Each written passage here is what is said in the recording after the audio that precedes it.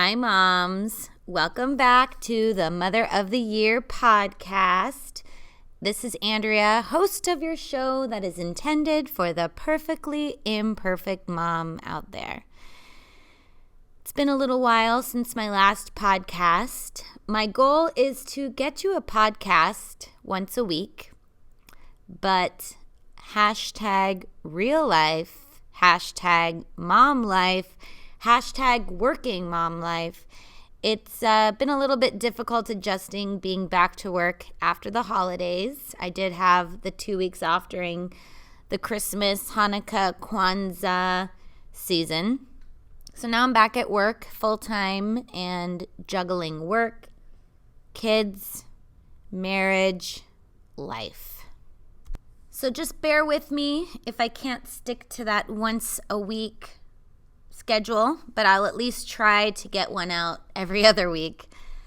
I've spent time talking about mom guilt and feelings of failure as a mom, and I tend to be pretty hard on myself. So this last weekend, I got a text from the BFF, and she said, "Looking forward to the next podcast." And my response was, "Guh, G-U-H exclamation mark. I want to keep doing the podcast. I really enjoy doing the podcast. But when you already feel like you're sucking at life in so many ways, I was wondering if anyone was even listening besides my BFF and a couple of my closest friends. So I've even toyed with the idea of giving up and failing at just one more aspect in my life. But the other day I was walking through the hall at work, and one of my coworkers stopped me, and she was like, "Hey, I just want to let you know I've been listening to your show and listening to it while I was doing dishes, and I was totally cracking up." And it just kind of reminded me that we are building a community out there of women who are in the struggle of motherhood. It is so tough, getting up every day, grinding through, whether you're a stay-at-home mom, whether you're a working mom, whether you're a woman trying to get pregnant, a woman that's in the middle of pregnancy. We're all in that struggle. And it's so important to remember that even if one person out there is listening, and if I'm helping one person out there by relating my struggles with their struggles, then I got to power through. So I'm going to hang in there, but just trying to get through that balance of work, home, marriage, friendships, all that stuff. So we're in it together. Solidarity. I'm fist bumping you through the microphone right now. Ha-ta. Or as my daughter would say, super strong. We have no idea what super strong is, but we think it's cute, so we just super strong with her. I don't know where she got that. This week's episode is titled Married with Children. I feel like I need to start this podcast with the disclaimer. I am happily married. I love my husband. He is, like you say, like your husband's your best friend. He really is. He's the person I talk to more than anyone else. He hears my daily struggles, my daily triumphs, and I do consider myself to be happily married. I don't know why it sounds like I'm not being sincere, but I am. And I just want to start with a disclaimer and say, this isn't to trash talk marriage. This isn't to trash talk my husband. But I feel like one of the most unexpected side effects, one of the unexpected collateral damage of having children can be your marriage. I've heard people say it time and time again that, the two hardest times on a marriage are the first year after you're married and then the first year after having kids. And mind you, I've only been married 5 years. To me, it feels like a lot longer. I don't know if that's a good thing or a bad thing, but we've been through so much together as a husband and a wife. I think it was the year before we got married, we moved in with my husband's grandmother, and her health was starting to decline, and we didn't know that when we moved in, we just, we were thinking about marriage and, of course you want to start saving money to start thinking about the future. And she lived alone, and my husband had lived with her previously in high school during kind of a rough patch in his life, and she took care of him. So he wanted to pay it forward, and, he didn't like the idea of her living alone. So we figured, we'll move in with Grandma, and we'll save some money, and that way she's not alone, and we can kind of help her with the day-to-day. And we did not expect the outcome of that. She started slowly showing signs of dementia, and it was a really challenging time. Obviously, it was really hard for him to see her in that condition, and for me, it was hard because it just wasn't what we expected. And I loved her too, obviously. But it was hard. It was definitely hard to see her struggling. It was hard to see my husband struggling with that, and obviously their entire family. And here I was brought into the mix, and it was definitely our first challenge as a husband and a wife. She did pass away, I believe it was about a year after we got married, or maybe right before our 1-year anniversary. It was actually St. Patrick's Day. I remember because that morning I made green waffles, and we had green waffles for breakfast. And obviously this is well before kids. And so we had green waffles, and at that point she needed 24/7 care. Someone always had to be there. And so being that we lived with her, that kind of became our role. We became caretakers. And I'll never forget that doctor's appointment when they basically told us, like, she needs to have someone with her at all times, because when someone has dementia, there's little things that they can forget. So one thing that was kind of a wake-up call was she made a cheesecake and she didn't put a crust. So basically it was, the filling of a cheesecake in a pie dish. And of course we kind of laughed about it. We made light about it. I remember we caught her trying to feed some to our niece, and we were like, "No, Grandma, don't do that." And we laughed about it and made light about it, but it was kind of this eye-opening moment of like, oh crap, where is this going?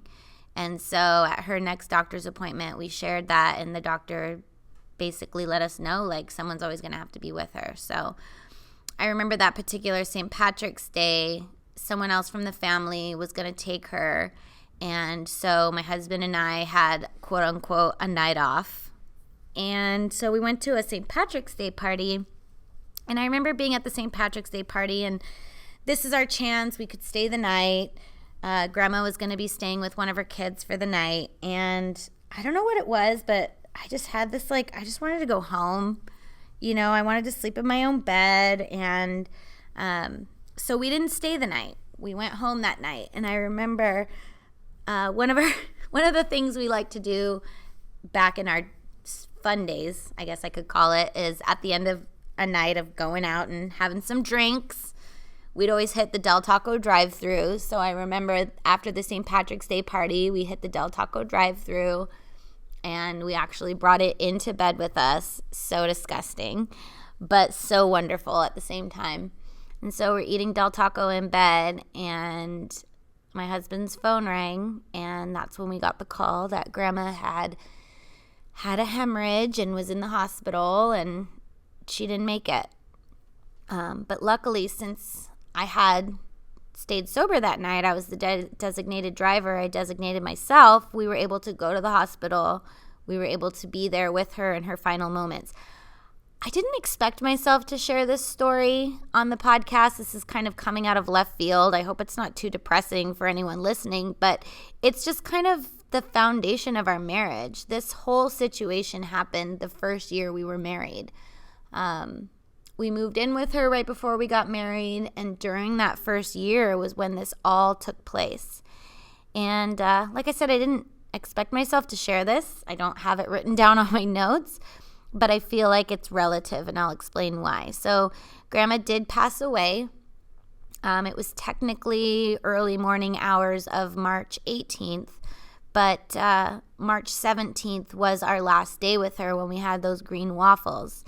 And believe it or not, 2 years later, on St. Patrick's Day, my daughter was born. So I feel like that's kind of how it's related. I remember when we did conceive in Grandma's house. TMI, birds and the bees. If you don't know how conception happens, your parents have failed you. But no, we did conceive our daughter in Grandma's house because we still lived there for a little while after she passed. And through the graciousness of Grandma and her children, we were lucky enough to be helped in order to purchase our first home, which is the home that we live in now. And both of our kids were brought home from the hospital in our first home, and it was something truly amazing that could come out of that situation. And even though we called her Jima, even though Jima didn't get to meet our beautiful babies, we know that she's watching over us every day. And I think that challenge that we did go through of being there with her through the last year of her life, the last couple years actually, I think it prepared us for being parents, because nothing in my life has challenged me quite like becoming a mom. It's been tough.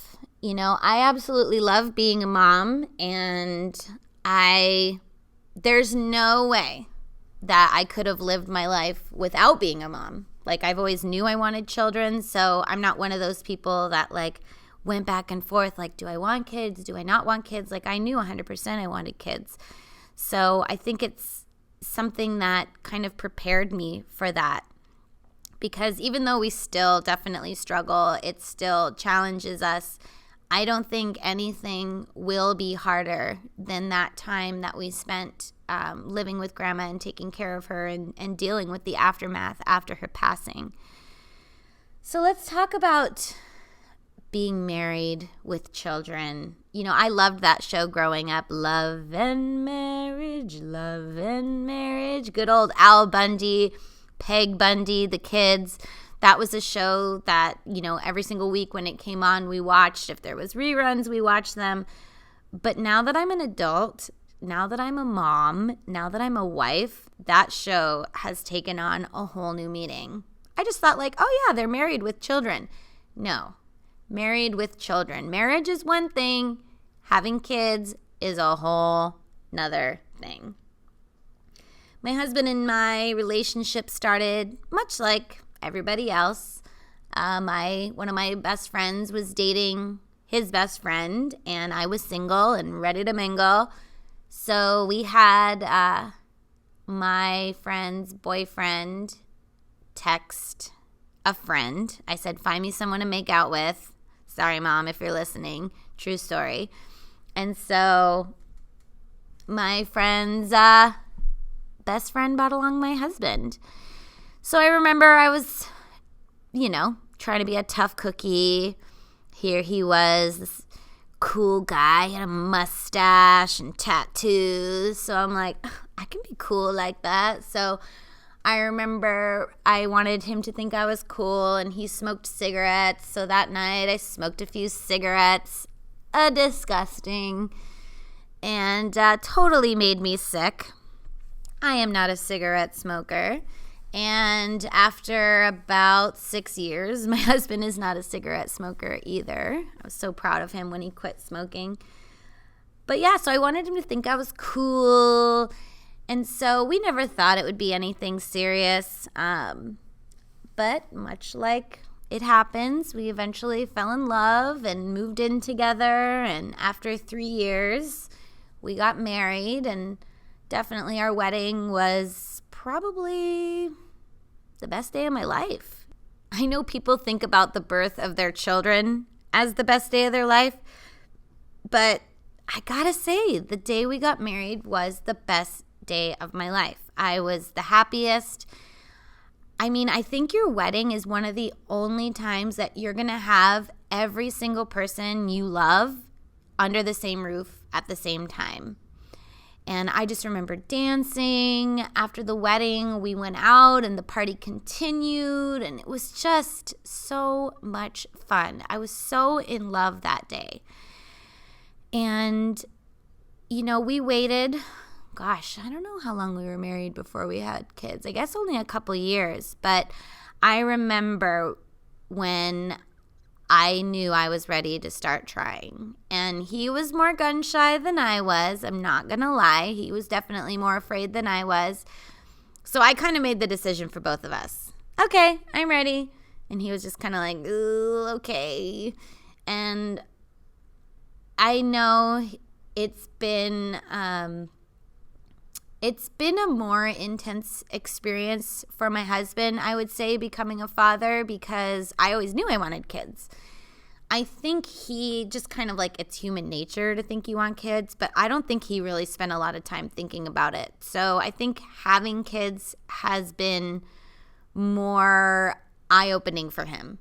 Like, he never really spent time thinking about what kind of father he'd want to be or how he would want to raise kids or anything like that. So over the birth of our 2 children, I've definitely seen him grow as a father.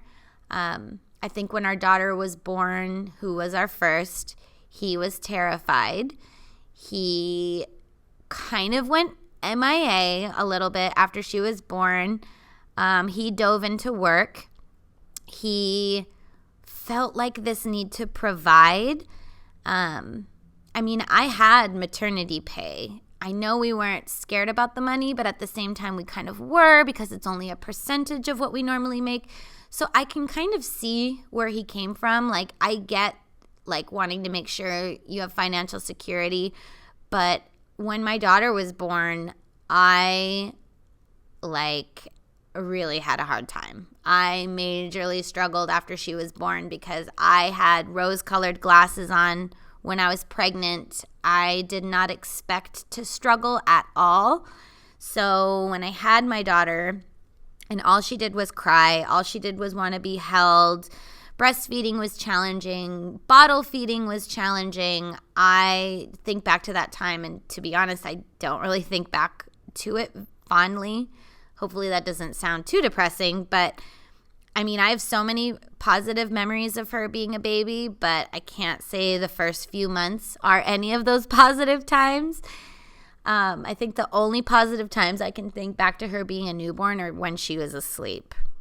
Does that make me a horrible person? I'm just being honest, because there's nothing like a sleeping baby, because it's like struggle, struggle, struggle, busy, busy, busy, and then the baby sleeps. And then you hear that first cry, and it's like struggle, struggle, struggle, busy, busy, busy, and then the baby sleeps. And it's just like this cycle of difficulty. And yes, of course, there are those moments of bliss, but to me, the baby phase is not my favorite.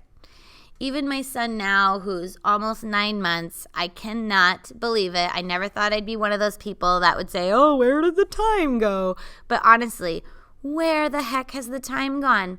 I think when I recorded the first podcast, I think I said he was like going on 5 months. What the heck? Now I feel like he's going to be 1 tomorrow. But you know what? That's okay with me. I'm someone that enjoys children. Babies are hard for me. Like, he's in that phase, like, he wants to be held, but he wants down. So the second you pick him up, he wants down. And then the second you put him down, he wants up. And it's madness. My mom actually had to watch him for a day last week while I worked, because it was my first week back after the break. It was actually my first day. And he, of course, got sick. And I'm like, I can't miss the first day. I teach middle school, and it was the first day of a new semester. So I was about to get 150 new middle schoolers, and I don't need their first impression to be me absent. So my mom came graciously for the day and watched him. And when I came home that day, she was like white as a ghost. And she was like, he is so exhausting. And I was just like, Yup, he sure is, because sometimes he'll take a 3-hour nap, sometimes he'll take a 45-minute nap. You never know what you're going to get with that kid. So the baby phase for me really is difficult. And just like the crying and the not being able to communicate and any of that, it's just hard for me. Now, I will tell you, having a toddler is no easier. My 3-year-old, almost 3, she'll be 3 in a few months, she was so brutal a couple nights ago. I was one tantrum away from pulling a Gone Girl. I was so ready to grab a set of clippers, shave my head, grab my passport, get in my car, and haul my butt to Canada. Have you ever thought about running away? Am I the only one? I've honestly been like, what would I do if I could just like run away and start over? What would I do? Sometimes I think I'd go to New York and pursue the life of an actress. Sometimes I think I would go to Canada and maybe look for a job teaching out there. Could I leave my children? No. Have I thought about it? Yes. I'm sorry. I have. It's just, she had this tantrum the other day. She actually had a good day at school. I mean, mind you, she's having some issues with sharing and stuff like that. Typical 3-year-old, 2-year-old stuff. But when I picked her up, she's got a little bit of a runny nose. I think she got her brother's cold, of course. So her nose is running. And, you know, we're at her preschool. I'm just picking her up. Parents are kind of trickling in. Kids are gathering their things, whatnot. And I grab a tissue and I go to wipe her nose. You would have thought by her reaction that I was wiping her face with battery acid. She started screaming. And I was caught so off guard, I didn't know what to do. Mind you, I'm holding her baby brother, okay? My daughter starts having a 5-alarm fire temper tantrum. And so I'm like, like nervous laugh looking at the other parents. And of course the parents are like, nervous laugh. Oh, we go through that all the time. But you feel like your child is the spawn of Satan and they've never seen a temper tantrum like this. So I'm trying to like get her under control, but she's just escalating. The temper tantrum is escalating. And so I'm looking at her teacher and I'm like, I have to put her in timeout. Like, I need to get her under control and I can't drag her. What I wanted to do was drag her out of the house, but I'm holding a baby. And my son is a big, I call him a big galoot, but he's just like this big sack of potatoes. So he slinks out of my arm. So if I don't have a good grip on him, I'll drop him. So I can't drag a kicking and screaming toddler and carry him at the same time. So I've got to try to get her under control. She won't calm down. She won't sit in timeout. She's just refusing because I think deep down inside she knows I'm out in public, so I don't really have the ability to like corral her like I would if we were at home. So I finally get her to sit in the chair. She's screaming. I don't know what to do. So then her teacher offers to help me get her home. We are so fortunate enough to where our kids' daycare / preschool is literally the house across the street. So she offers to help me get the kids home. So she picks up my daughter. My daughter starts kicking her, punching her, screaming, "No, I want my mommy." And I'm just like, oh my gosh, I'm so sorry. I don't know what to do. To be honest, I think I blacked out. I don't even remember how I got her to calm down.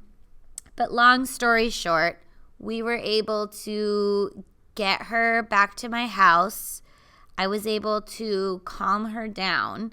I did have a conversation with her like she was a 40-year-old, like she understood. I don't even know. But once everything was calmed down, I pulled her eye to eye with me. And I was so mad. I had like rage in my chest, but I had to like have the patience of a Buddha at that moment. And I said to her, "Sweetheart, we cannot act like that. That was so embarrassing for mommy. That was so embarrassing for you. We cannot behave that way." And she just kind of looked back at me like, probably singing the wheels on the bus in her head or something like that. But I hope she absorbed part of it. But the reason I share this story for you is because this was when one of those fun moments in a marriage came about. So then I don't remember if I called my husband. I don't remember if he called me, but we were on the phone after that. And I'm telling him, like, holy crap, our daughter just had probably the worst temper tantrum I've ever seen. And I'm telling him the story. And something happened in the background where my daughter started screaming again. And so now I'm on the phone with my husband. He's driving home from work. She's screaming in the background, and he asked the ill-fated question, what do you want to do about dinner? I don't know about you. I wish, more than anything, I didn't have to plan dinner. Even when we meal plan, we had this week meal planned. That night was going to be meatloaf. It was going to be meatloaf. It was going to be a vegetable, and we always have salad in the fridge. So I'm listening to a screaming toddler. My baby is crawling around on the floor, probably fussing as well, and I guess the response that I gave my husband wasn't so nice. And I remember he kind of gave me an attitude, and I was like, does that answer your question? And he goes, not really, but we'll just talk about it later. And I was like, oh, heck no. And I was like, why are you acting like you're mad at me? Because I don't need this shortness out of you. You're giving me a short answer. I know you had a bad day, but don't take it out on me. And I was like, oh my gosh. I just got the crap kicked out of me by a 3-year-old. Then I come home. Then I have to get on the phone with you and have you be mad at me. Why does this have to be so difficult? So all I said was, I'm sorry. If I was short with you, I'm sorry. And he was just like, whatever. And I think we hung up. We didn't say I love you. Like they say, you're always supposed to say I love you before you get off the phone, because what if you get in a car accident and you never see each other again? But I'm sorry. Sometimes it's better to hang up than say something you're really going to regret. So when we hung up the phone, I was pissed. And so my daughter said one more thing to me, and I looked at her and I put up my hand and I said, Mommy doesn't want to hear it right now. So then she bursts into tears, doing that high-pitched where like there's hardly any sound coming out. And I had to remove myself from the situation. So I went into my room. And I tried to slam the door, but like the wind caught the door, so then it quietly closed, which I was like, darn it, I really wanted a door slam right now because that's really mature. So I lay on my bed and I let myself cry for maybe a minute. I just needed to feel sorry for myself for a moment. After that temper tantrum, after getting off the phone with my husband like that, I just needed to let myself cry. So I was probably in there for a minute with the door shut, 2 children, under the age of 3, unsupervised in the living room. I did not care. I knew if I didn't remove myself from that situation for a few minutes, I was going to explode. And, it's good for your kids to see you get mad, but I think you also know when it's not going to be okay. So I had to remove myself. So I let myself cry for like a minute on the bed, got it out of my system, pulled myself together. Went back out into the living room and hung out with the kids, and lo and behold, I got a text from the husband that said, sorry for losing my cool. And I wanted to be like, you know what? You should be. Do you know how hard my life is? But instead, I did the right thing and I texted back, sorry if I was short. I'm just so tired of being patient all the time. My husband knows he struggles with patience more than I do. I feel like I'm able to be a little bit more patient. I think being a teacher helps with that. If I really struggled with patience, being a teacher would not be the right career choice for me. So there are times, though, where I hit my limit. And honestly, that moment, that tantrum that my daughter had was my absolute limit. Another fight that we got in recently where I decided to pick the fight came down to baby wipes. I mentioned that I decided to pick the fight because I'm somebody that wants to stay married. I'm in this for the long haul. My parents have been married 45 years, and obviously I turn to my mom for advice time and time again because I want to know, how do you stay married for decades?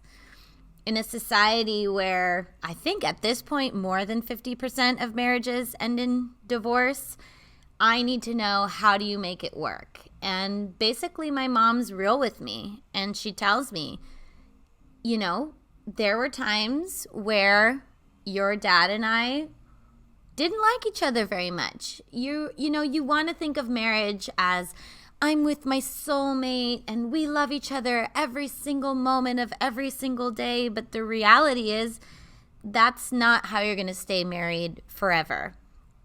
You just have to think that you're going to struggle.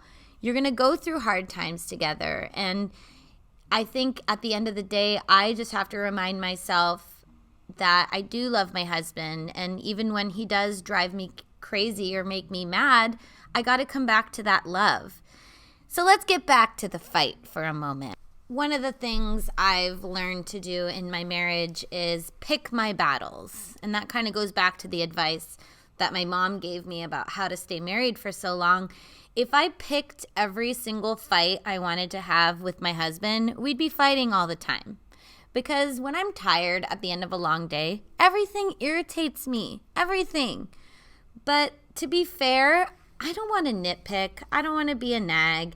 And so I've just learned to try to really only have the fights that I think are really going to make a difference. So let's get back to these baby wipes. I know one thing that drives my husband crazy is that I don't always pay attention to details. I can't say that I always remember to cross my T's or dot my I's, and so it's one thing that makes him a little bit nuts. But then I get defensive because I feel like I'm exhausted, I'm tired, I'm pulled in 1,000 different directions. So if I don't always follow through on something, I feel like I have my reasons. Case in point, the baby wipes incident. So recently, my husband was home. I don't remember exactly the situation that took place, but the end result, he was changing my son's diaper. And my son's a typical baby. He doesn't exactly love to have his diaper changed. And so he's no longer a blob. Like when they're newborns, they're just kind of blobs and they just lay there. No, he's an active, almost 9-month-old baby. So he flips, he flops, he wants to roll over, he wants to sit up, he wants to crawl on the change table. And so changing him is not exactly fun. So my husband goes to change him. It probably was poop, which my husband feels like every time he changes a diaper, it just so happens to be poop. But newsflash, husband, I change lots of poopy diapers. But anyways, I digress. So he's changing the diaper and he goes to get a baby wipe, and the wipe warmer is empty. There are no baby wipes in the wipe warmer because the last diaper that I changed, I used the last wipe. Now, I do recall that moment when I pulled the last wipe out of the wipe warmer, and I remember saying to myself, note to self, I need to add more wipes to the wipe warmer. But guess what, ladies and gentlemen? When I finished changing that diaper and wrestling with the squirming child, I forgot to go to the linen closet in the hallway, grab a pack of wipes, open said pack of wipes, and put it in the wipe warmer. I forgot. So then when my husband went to change the diaper, there were no wipes. And so I'm going to say yelled at, but it's not really yelling. It's just an elevated voice, shall we say. Babe, I need wipes. Ugh. And it's that little exhale. Ugh. where I can go from 0 to 100, where I can go from having a decent day to now I'm PO'd. So I went, got him wipes, opened the wipes slightly aggressively, I might add, shoved him in the wipe warmer, and let him carry on with his day. So I think we were both mad. I wasn't talking to him. He wasn't talking to me. And I waited until both kids were in bed, and we talked about it. And I was really mad. And he was really mad too, because he feels like when I don't put wipes in the wipe warmer that I'm being inconsiderate. But what he doesn't realize is I'm the one that usually changes the diapers. And I told him, if I've changed 1,000 diapers, you've probably changed 100 diapers. So basically, for every 10 diapers I change, maybe he changes 1. And that's not because when my husband's home, I'm changing all the diapers. That's because he works a lot more than me. And I understand that. All that I ask is for those 10 diapers, 9 diapers that I change, and he changes the 1. If there aren't wipes in the wipe warmer, don't freak out. Take a moment and realize maybe there's a reason she was too busy to put wipes in the wipe warmer. It's not that I was like, hey, I'm going to stick it to my husband the next time he has to change a diaper. I didn't know he was going to be the next one to change the diaper. For all I know, it could have been me. There's plenty of times where I've gone to go grab a wipe and there aren't wipes in the wipe warmer. And guess what? I go get wipes. It's not that big of a deal. So, of course, it escalated into an unnecessary fight. But you know what? One thing I can kind of appreciate about my marriage is that my husband and I can be so mad. I mean, I'm like planning funerals in my head for him. And if we can actually take the time to calm down and give each other a little bit of space for a little while, we can usually talk our way through it. Now, there's been a couple times when my mom, poor thing, my mom's been over for the night visiting, and we have gotten into fights in front of her. And one night in particular, I actually pulled my mom aside and I was like, you know what? You might just want to go home. Because when you're fighting in front of people, it is so uncomfortable. And I knew at that moment I was mad and I didn't want to just apologize right away. So instead of making my mom uncomfortable for an entire evening, she actually went home. And I think that spoke volumes to my husband at the time, because I was putting on the boxing gloves and I was getting ready for a battle. And the fact that I told my mom to go home, he was like, oh crap, here we go. And so how do we get through those times? Because it's hard. It really is. And you have those moments where you're like, oh my gosh, is my marriage going to last? Did I marry the wrong person? And then half an hour later, when we've apologized to each other, I'm like, oh my gosh, why do I let myself go to such dark places? It's because, life's hard enough with work, with friendships, with marriage.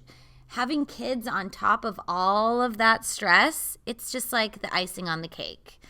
And it can feel like the straw that broke the camel's back. Do you love all these cliches that I'm using? But I make jokes about it, but I want to be honest about my struggles, because if there's anyone out there that has those same kind of struggles and questions and worries, you're not alone. And if I can just challenge you to do one thing, I want you to try to do what I do, which is just remind yourself you married this person for a reason. You most likely didn't rush into anything. You thought about it. You love this person. And my husband always makes kind of a joke with the kids, but it also kind of makes sense. He always tells my daughter if she's being difficult, and he means it in a playful way, but he'll say, you better be nice to mama. I chose mama. I had you. And what he means by that is, I wasn't just given to him. I wasn't bestowed onto him kind of like a child is. He chose me. He didn't have to choose me, but he wanted to, and he fell in love with me, and that's kind of how I feel about my husband as well. I don't have to stay with him. I mean, yes, we're legally married, but a ton of people just get divorced. At this point, it's kind of NBD, no big deal. But I want to be with the father of my children. I want to be with my husband. And so in those moments where I feel so angry, I just have to remind myself that I love him. And, the other day I was driving in the car and the song that I walked down the aisle to came on. And being a hormonal person, I totally got tears in my eyes. I had both kids in the car with me, and I had this moment where I could envision myself walking down the aisle, and I could see my husband. Oh my gosh, I'm getting choked up. I could see my husband, my future husband at that point, looking at me, and he just loves me. And I'm sorry to get emotional, but this is about being real, right? We love each other, and having kids can be so hard. And, you're hardest on the people that you're closest to. And so I feel like when I'm stressed out about life or stressed out about being a mom, I can take it out on him. And I need to remind myself that he's not the enemy. He's not the reason that I'm having such a hard time, and that I'm so lucky that when I do take out my stress and frustrations out on him, that he can be patient with me too, because I feel like where maybe he lacks patience with the kids sometimes, he can be patient with me, and I'm so lucky for that. I mean, at the end of the day, someday our kids are gonna grow up and move out of the house, and I want to be able to enjoy that time with my husband. I feel like sometimes people get so caught up in making sure their kids are happy and that they're spending time like creating that relationship with their kids that maybe they let their marriage kind of fall to the back burner. And someday those kids are going to move out and move away, and they're going to be looking at that partner like, who are you? I don't even know you. And so I do want to make my marriage a priority. I think it's so important for our kids to see mommy and daddy loving each other and trying to make it work. Now, I feel like I should comment and say, like, that doesn't mean that kids can't be totally happy with a single parent, whether it's just mommy or just daddy. Because the truth is, if my husband and I were at each other's throats, screaming, fighting all the time in front of the kids, that's not healthy. If I was depressed because I was in an unhappy marriage and pretending to be happy all the time, that's not healthy either. That's not what I'm saying. Like, ultimately, if you should not be with your partner, then don't be. I'm just trying to share that we all probably struggle and have a hard time in our marriage. And if you know at the end of the day that they're the one for you, then you do got to fight for it. But I hope this isn't coming out the wrong way, because that's not my intention. Obviously, I wouldn't want to be in a marriage that I deep down inside knew was wrong for me. But that's not what I'm saying here. So, oh my gosh, I'm going on tangents. I'm crying. I'm laughing. Maybe it's time to wrap up this podcast. So I think that I will. Hopefully I'm not leaving any loose ends, but this was about being married with children. So hopefully you could kind of relate to some of my struggles, and feel free to give me any feedbacks or comments to my email. You can email me at motheroftheyearpodcast@gmail.com. Please follow me on Instagram at Mother of the Year Podcast to see some pictures throughout my daily life of struggling as a mom. Please subscribe to this podcast on iTunes, rate it 5 stars, and leave it a review. And remember, Mom, the struggles continue next week. Bye for now.